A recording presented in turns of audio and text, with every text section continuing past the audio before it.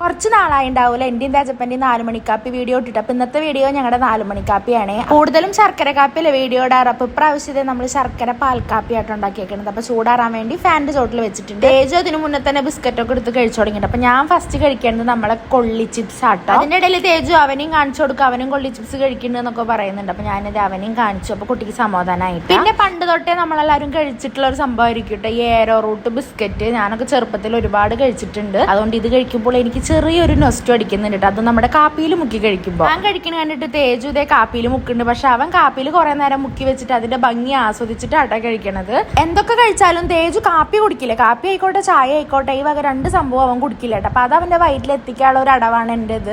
Bread ഇതേ ചായയിൽ നല്ല മുക്കിയിട്ട് അത് മൊത്തം വായിൽ തിരികെ കൊടുക്കും. അപ്പൊ പിന്നെ ചായയും ഉള്ളിൽ ചെല്ലും ബ്രെഡും ഉള്ളിൽ ചെല്ലൂലേ. ഇങ്ങനെ കഴിക്കാൻ അവന് ഭയങ്കര ഇഷ്ടമായിട്ടോ. അപ്പൊ ഇന്നത്തെ നമ്മുടെ കുഞ്ഞോട് ഇത്രയുള്ളൂ. നമ്മുടെ വീഡിയോസ് പുതിയതായിട്ട് കാണുന്നവരുണ്ടെങ്കിൽ ചാനൽ ചെക്ക് ചെയ്തിട്ട് ഇഷ്ടപ്പെടുകയാണെങ്കിൽ സബ്സ്ക്രൈബ് ചെയ്തേക്കണേ. ബൈ.